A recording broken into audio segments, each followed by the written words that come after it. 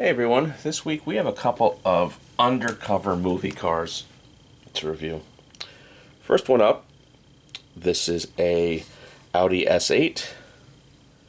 This is the first Audi S8 that we got in this country, based on the second generation big Audi.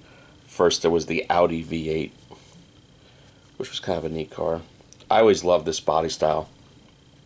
Now this is by Otto, so again we have sealed resin, and it's a movie car because it's clearly in a particular color associated with the movie Ronin. Now if you don't know Ronin, it's famous for having some of the best car chases in a long time. The movie's about 20 years old already. It was a Robert De Niro movie taking place in Europe, so there were some really good car chases.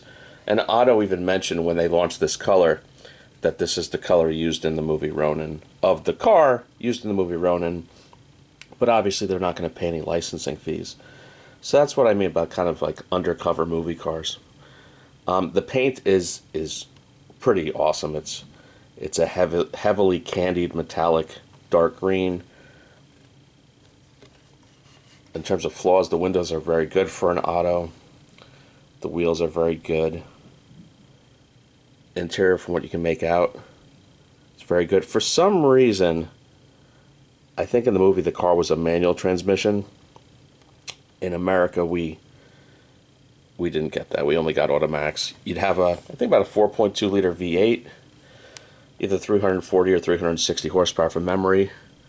You do have closed grills, which I'm not a fan of. Otto used to be known for having open grills. Good wheels, good tires. Let's see, this is car number 445 of 2500. Pretty neat piece. They had offered this in other colors in previous years, but I don't know, the screen's pretty awesome. Here's your standard boring plain white box from Otto with no markings. I think retail is like $139-ish at this point. I pre-ordered it and got it for about $70 shipped. At that price, I'm not mad at it. Next up is a Solido Diecast Porsche 964 Turbo. This one's even more of kind of a blatant movie car, and I'll explain why. Solido's been doing some very good value priced cars. You get some opening details. There's your opening doors. You're not going to get carpeting, but at least something opens. Wheels and tires are pretty good. I've been debating if these wheels are a little too aggressively dished to be accurate when you look up reference photos. The rear hatch does not open. That's all for opening. This, of course, has a air-cooled flat six. It's obviously a turbo.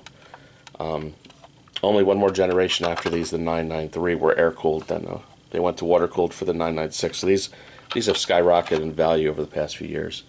Interior, it's okay. Remember, this is a value-priced diecast. Not much to see underneath. These are not numbered. Retail's about $50 on these. So why is this a movie car? I mean, it's the right color from the movie, and they go as far as giving you a license plate, and oh look, that's a Florida plate. And the movie took place in Florida. I think it was probably Miami for the movie Bad Boys. And so I'm willing to bet that that's the exact same license plate from the movie. So they know what they're doing. And we saw the same thing with KK Scale with the Miami Vice cars. It's their way of getting around paying licensing. Packaging.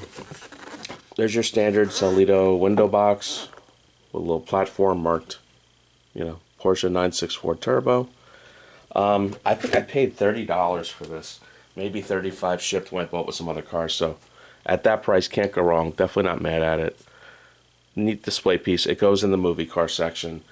The Audi, I think I'm going to put in the movie car section. A lot of people just aren't going to know the movie, but that's kind of half the fun. So that's it for this week.